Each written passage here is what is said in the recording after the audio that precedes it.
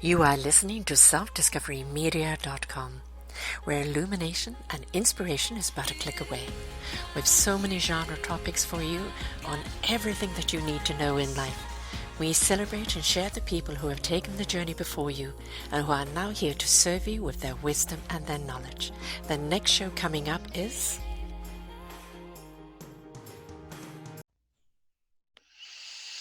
Good morning, good afternoon, good evening, everybody. Welcome back to another edition of Sarah's View of Life, right here on selfdiscoverymedia.com. My show today is all about the pearls of wisdom, listening to hear.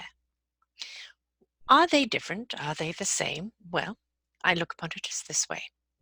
The biggest communication problem is that we do not listen to understand, we listen to reply. Listening to hear is something different altogether. Listening to take note, to attend, to heed. Hearing, inquiry, investigate, examine. When we truly hear something, we're inquiring that what we have heard and we respond accordingly. When we just listen and we take note and attend and heed, are we really paying attention to what's being spoken to? Do we take the time to listen? Are we hearing the message? Are we just glazing over and only hearing what we want to hear? We speak, we respond, but that is conversation. But do we speak to truly hear? Is listening hearing, or is it something different? We say we are listening, that we're paying attention, but are we listening to reply? Hearing requires a different thought process, like what are you listening to? What does it mean? As a host, I'm listening to respond as we are a conversational podcast network. But when we really hear, we can then ask the questions which allows for more deeper understanding of what we are listening to. With so much noise everywhere, are you hearing really what matters? Are you listening between the lines?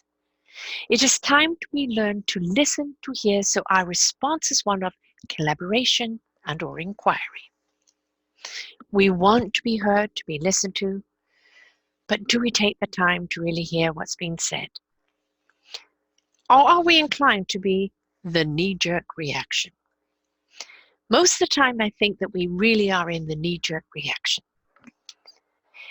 One of the problems is that we don't always deliver the full story.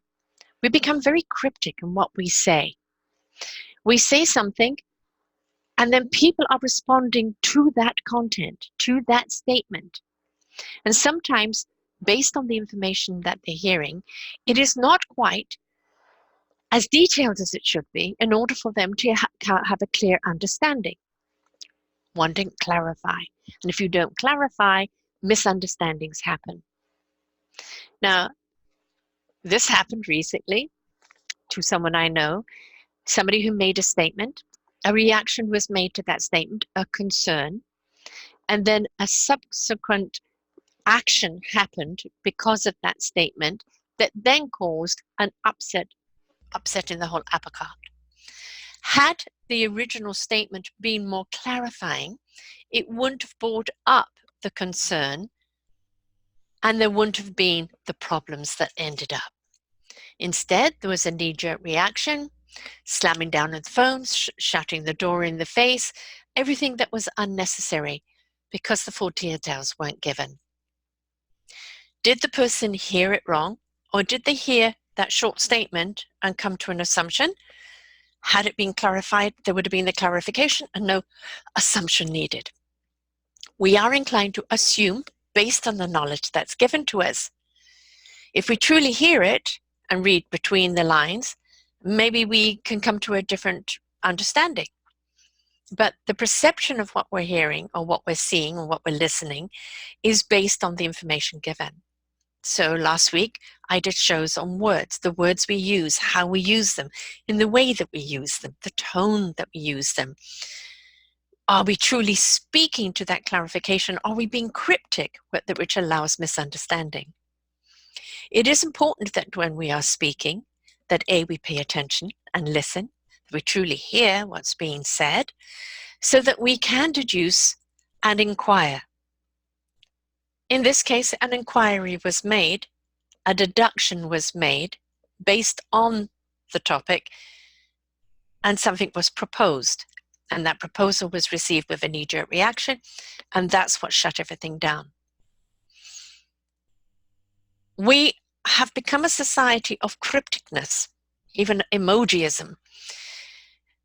And then we come into an assumption of understanding what that means, instead of inquiring or asking for more detail, instead of truly listening. In a conversation, peak words will be heard, and a person gets hung up on that word, instead of listening to that word in a full context to actually understand what's being said.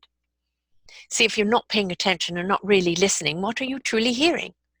What are you really receiving? Hearing to listen and listen to hear, so that you can really actually understand what has been said, so that you can respond in an inquiring way or receptive way without angst, is something we need to work on. Sensationalism, news headlines, even advertising headlines, ba-ba, and we assume from that. I think we have become lazy in our details in the words that we use, in the way that we speak. We ask people to assume, you understand what I'm saying. But then if they don't understand and they react in a different way, whose fault is that? You didn't clarify. They came to an assumption. If it's not the assumption you want, that's where we're going to get red flags. So when you're listening to something, truly hearing it, your response can be in an inquiring way. Do you mean? Is this what you are saying? If people aren't getting what you're saying, clarify, go deeper, use more words, put it in the right contents, so people can truly understand how to respond to it. Why have we become so lazy with our interaction? Why have we become so short attention span on what we listen to? Oh, I'll only listen to something 10 minutes and then I've lost interest. Well, these are 10-minute Pearls of Wisdoms that I'm doing right now, because I'm hoping we're going to capture your interest in that 10 minutes. Somebody was saying to me, if you haven't got somebody in 30 seconds, forget it. I haven't got anything for you in 30 seconds. If you can't be bothered to listen to something longer to truly understand, I can't serve you. I think we need to step out of the quick fix, the quick attention, short span, and step into our understanding that knowledge takes time. Understanding and clarifying that knowledge and how to use it takes time. If you really want to understand the situation, give it time. Truly listen in full detail before you come up with an assumption. Make inquiries along the way so that you truly understand what's being said. I will be doing a show on time next week, because time management and time is something that we have really gone and screwed up. Taking the time to listen to somebody, interacting in a way that invites them to speak in more detail, to keep the flow of conversation going, is something that we really need to step into. Assumption is very dangerous, because very often we're assuming just some short details instead of the full picture, and then it shuts people down and it causes anger. If we can speak to pique the inquiry, invite the interaction, the desire to know more and go deeper, it broadens everything that we hear and it becomes so much more meaningful. But listening isn't just to the words that are being said in a conversation. Listening is also listen to your environment. You may be in a city. How do you drown out the honking, the noise of the cars, the hustle and the bustle of the people, and tune in to maybe that one branch of leaves rustling?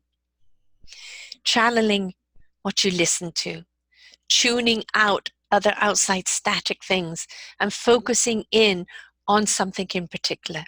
It is a form of meditation. It will bring you back to center. And you're listening to something that could be more calming, especially if you're in amongst a whole lot of noise that's becoming too much for you. It's very hard to get away from noise altogether. But the learning to tune it out and only listen to what will serve you is something that we need to do.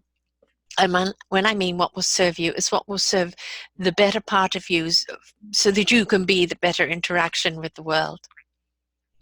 Sometimes listening just to the waves, or listening to the rustle of the leaves, rustling laughter of people, or child's play, or puppies and cats making little sounds, the hum of the earth, tuning in and listening to something that has a calming effect on you.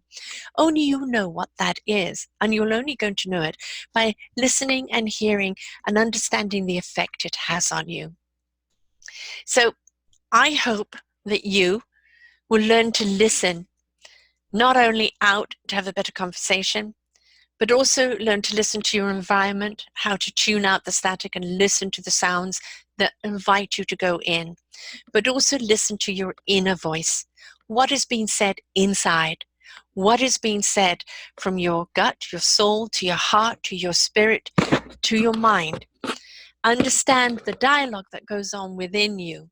Take that listen in to truly hear what your heart, soul, and spirit is saying to you, because that's very important. Again, don't assume. Ask your heart, soul, and spirit for details, and feel your thoughts, feel your knowledge. Be tapped into your emotions without being emotional. We don't want knee-jerk anything. We want inquiry, we want inquisitiveness, we want you to learn, we want you to be inspired, we want you to want to listen to more.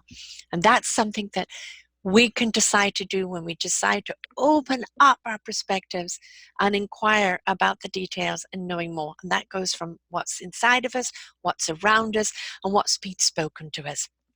So please, open up, learn to hear what is being said, interact with inquiry, open up to understanding.